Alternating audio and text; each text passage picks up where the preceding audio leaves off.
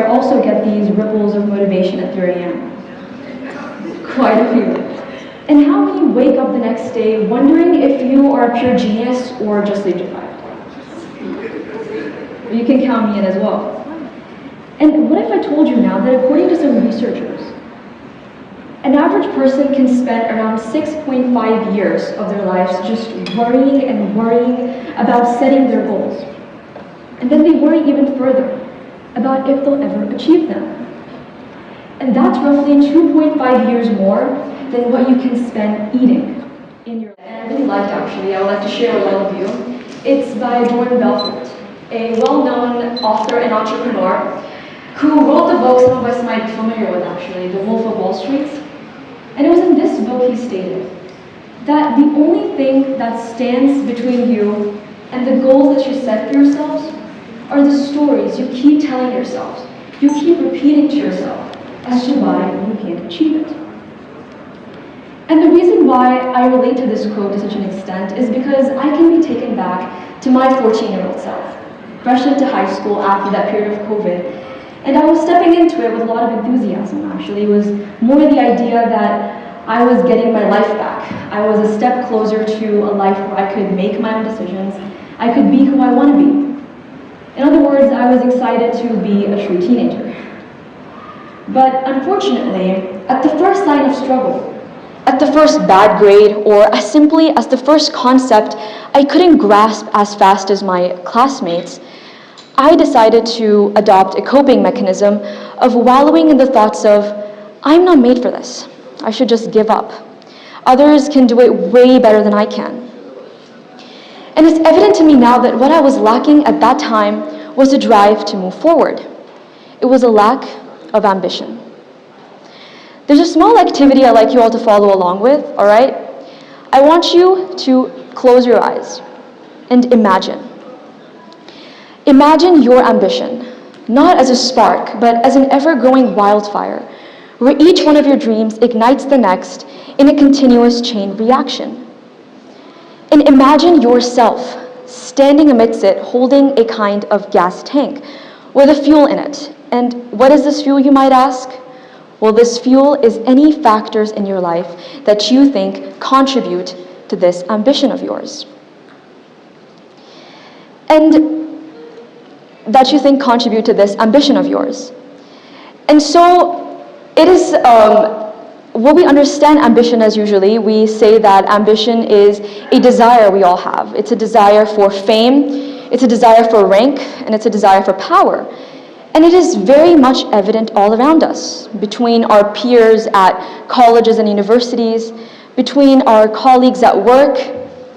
And the reason why it is so evident is because it plays such an important role in acting as a driving force behind some of the major decisions we make in our lives, and has a very positive impact on us by providing us with a sense of direction, a sense of purpose, and on the society around us as a result of your endeavors, actually.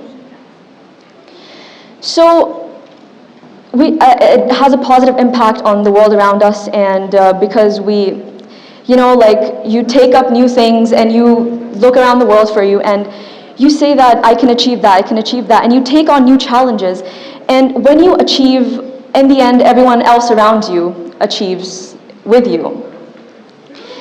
And so there is this thing that people believe that I can be ambitious.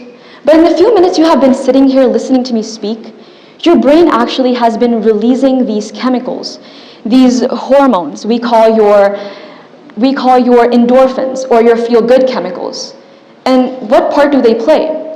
Well, they help you improve your mood, reduce your stress levels, and give you that kickstart of motivation we all need from time to time. So I'd say that realistically and biologically, we all do possess the capabilities of being ambitious. And so it's better to scratch out the question of, can I be ambitious? Do I have what it takes? And ask yourself better questions, actually, of what do I think my fuel includes? What do I think is missing? And to answer this question, we can look at a very simple framework. This simple framework is Maslow's hierarchy for you. It's a summary of Abraham Maslow's work, refined by modern-day research. It's all of the summary of his work in his time in psychology. And it takes us through all the different factors that are set to stimulate motivation within humans.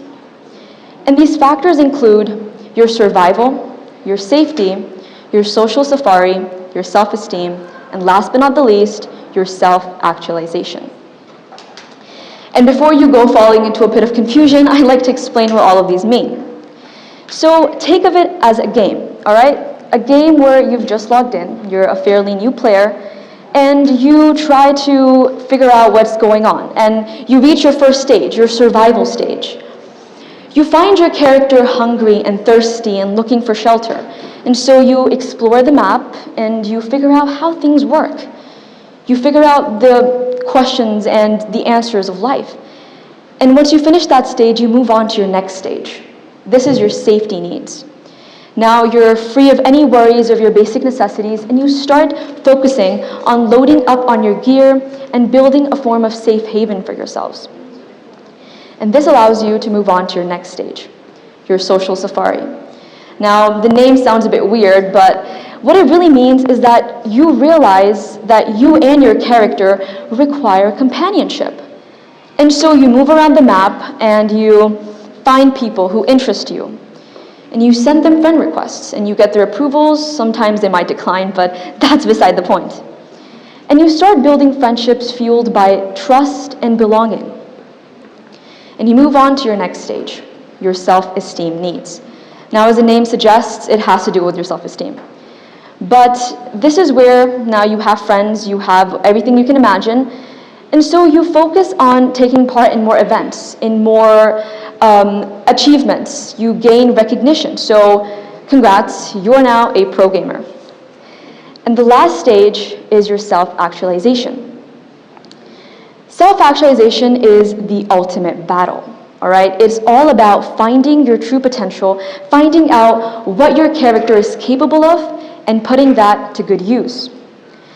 And on the topic of self-actualization, we realize, or we're taught actually, that it is the zenith or the peak of personal growth and satisfaction. And though you're not wrong, even I thought that at once. I had this imagery of self-actualization in my head that I would reach a point in time or in my life where I would have achieved everything.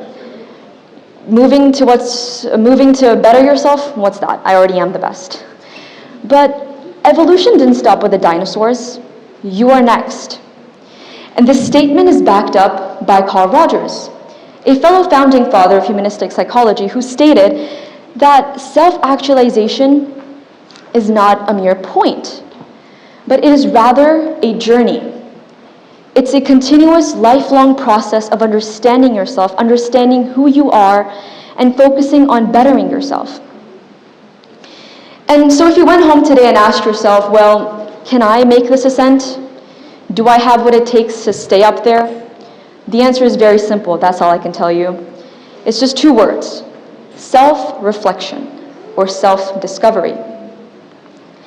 Now, in our lives, first I have a question. How many of you here think that they are self-aware, actually? All right, that's a fair number of hands.